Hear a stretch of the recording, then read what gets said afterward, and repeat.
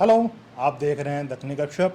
मैं हूं हैदर और मेरे साथ हैं आसिफ। और बकरीद से रिलेटेड आज हम तीसरी वीडियो भी लेके आए हैं। ऑलरेडी और दो हम वीडियो दो हमारे आ चुके हैं। ऑलरेडी हो चुके हैं और ये इसलिए लाए हैं क्योंकि स्पेसिफिक टॉपिक्स को एड्रेस करना ज़रूरी ज़रूरी था। होता है। और ये इसलिए भी ज़रूरी था क्योंकि कुछ चीज़ें हैं जो चल रही हैं।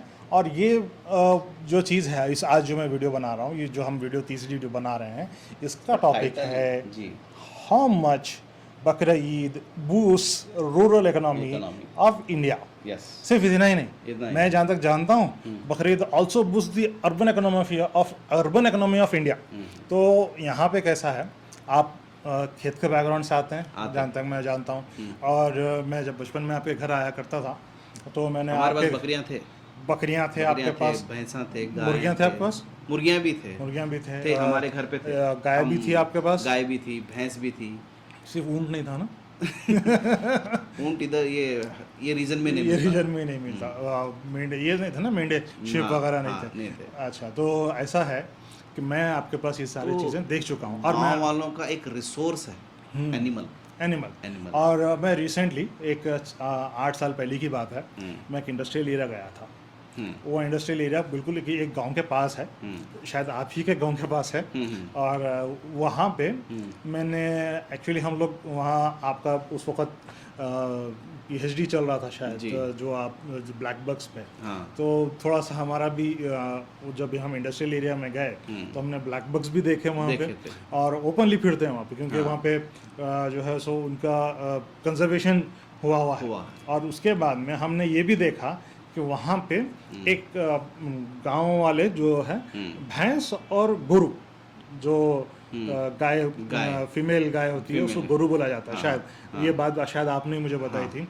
तो उनको लेकर के चरा रहे थे वो लोग। बहुत ज़्यादा लंबी लाइन थी, बहुत ज़्यादा, 100 या 150 लोग कम, जानवर ज़्यादा जानवर वो उतने जानवर वहाँ पे थे। इत्तेफाक ऐसा हुआ, जब हम गाड़ी रोके थे तो वो जाने से मना कर दिए। जब पता चला कि हम रास्ता रोक रहे हैं, जब हटे तो एक ने लीड किया और चले गए। तो ये क्या असल में क्या है ना, इकोनॉमी जो मैं कंसिडर करता हूँ, ये इकोनॉमी है। इकोनॉमी इसलिए क्योंकि उनसे दूध मिलता है और कैटल से मीट मिलता है, ये सारी चीज़ें वहाँ से मिलती हैं उस टाइम। और बकरीद ऐसा एक मौका है जहाँ पर गांव के लोगों को अपने पाले हुए साल 2 साल जिस पे उन्होंने मेहनत करते हैं, उसको पालते हैं, उसकी खिदमत करते हैं, वो जानवर को बेचकर पैसा कमाते हैं। यानी कि इट इज़ लाइक ये रिसोर्स है उनका, एक चेक है जो कैशर है। यस, और उसके पीछे मेहनत है उनकी। हाँ। यूं ही नहीं बड़ा हुआ वो बकरा। हाँ, फिक्स डिपॉजिट से ज़्यादा अच्छा साल लग गए, मेहनत करें, लेके जाके रोज उसको चराएं, बचाए, उसको खिलाए पिलाए। बकरा बहुत सेंसिटिव जानवर है। एक दिन उसका रेट आता है, उसको वो बेचते, जिसके पैसों से उनका घर संसार चलता है, उनकी इकोनॉमी है वो। और जहाँ तक मेरे को मालूम है, बकरी का दूध नहीं बिकता क्योंकि उसका दूध ऑलरेडी प्रोडक्शन कम होता। तो इसमें क्या है, अगर बकरा जब मीट के लिए बेचा गया, उसी वक्त जो है इन लोगों को प्रॉफिट आता है, जो गांव वाले हैं। और सबसे, चाहे आप भैंस का ले लो या किसी भी तरह का जानवर ले लो, जो सबसे ज़्यादा फास्ट मीट प्रोडक्शन करता है वो है मुर्गी।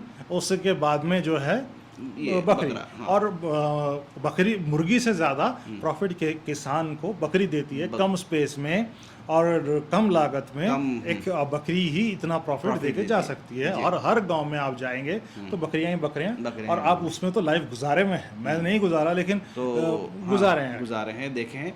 लेकिन हमारे कई पिछले जो 2-3 वीडियो में हमने उसकी इम्पोर्टेंस बोले हैं, बकरीद के और गोश्त के लेके इम्पोर्टेंस हमने बोले हैं।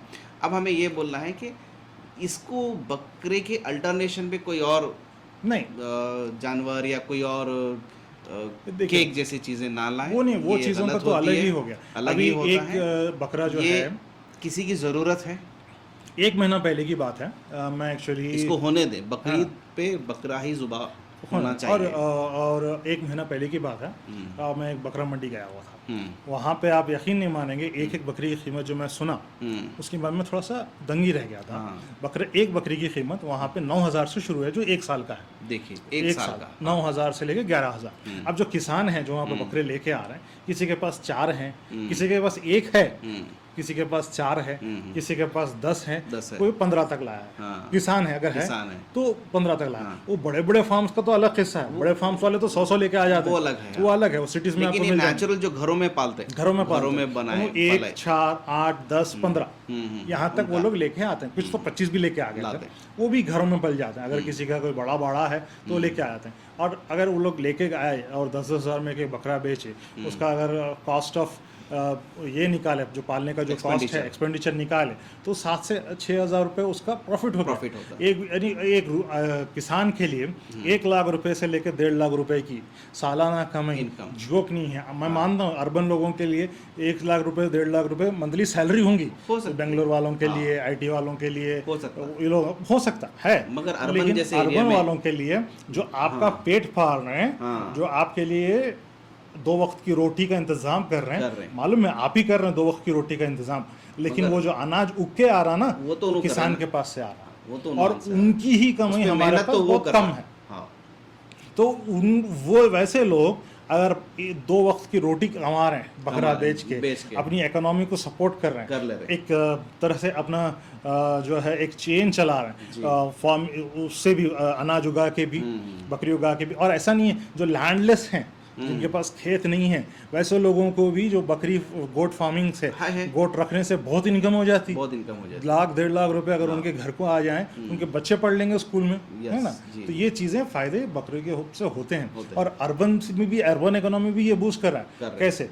कुछ लोग हैं जो पढ़ लिख लेने के बाद भी गोट फार्मिंग में इंटरेस्ट रखते हैं, और वो लोग जो है बड़े बड़े फार्म्स डाल करके उनको फीडिंग करवा करके, और जो हैंड फीडिंग है उस तरह से फीडिंग करवा करके उनसे एक तरह का रिटर्न ले रहे हैं, और वो लार्ज स्केल पे कर रहे हैं। ऐसा कोई 10-15 से नहीं, ओपन बिजनेस हो गया, ओपन मीट का बिजनेस हो गया। और वो लोग बड़े बड़े रेस्टोरेंट्स को सप्लाई करते हैं, वो करते हैं।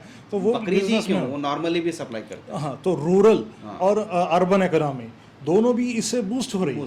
तकरीबन आप यकीन नहीं मानेंगे, जो बकरों की पॉपुलेशन है इस वक्त इंडिया में 14 करोड़ है। देखिए कितनी एक ज़माने में 30 करोड़ हम लोगों की आबादी थी आज़ादी के टाइम पे, टोटल ऑल इंडियंस की, तो उसका हाफ इस वक्त है बकरों की आबादी 14 करोड़। ये इतनी आबादी है, क्यों है?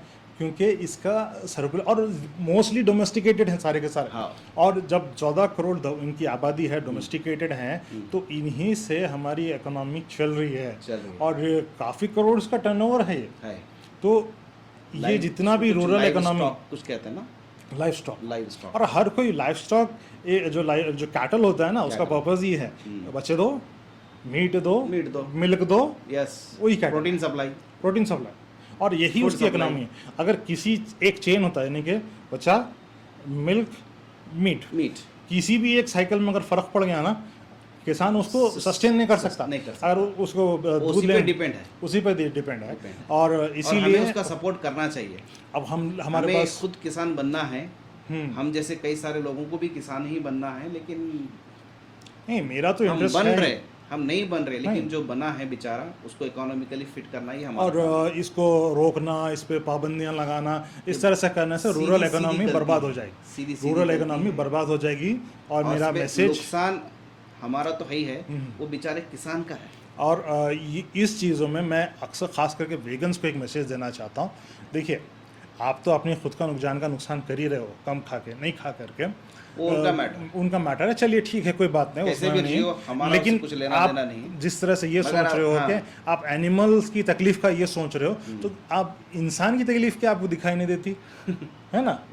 क्या जो लैक ऑफ न्यूट्रिशंस की वजह से डिसीजेस आते हैं, वो भी दिखाई नहीं देता। अच्छा, वो तो ठीक है, उसके अलावा भी अगर इकोनॉमी, जो एक किसान, एक गरीब किसान अगर इससे पैसे कमा रहा है, तो वो भी आप छीनना क्यों चाहते हो? मालूम है आपको, ये भी मालूम है कि आपके ऐसा बोलने से उनकी कमाई छीने नहीं जाने वाली, लेकिन आपने एक तरह का माहौल बना दिया है कि इस चीज़ को बुरा दिखाने की आप लोगों ने जो कोशिश की थी, उसमें आप सक्सेसफुल रहे हैं। मीट खाने को, मीट जो जुबा करने को, बकरी को लेके लोग इसको ऐसे देखते हैं जैसे कि it's some kind of cruel crime and some kind of cruel festival.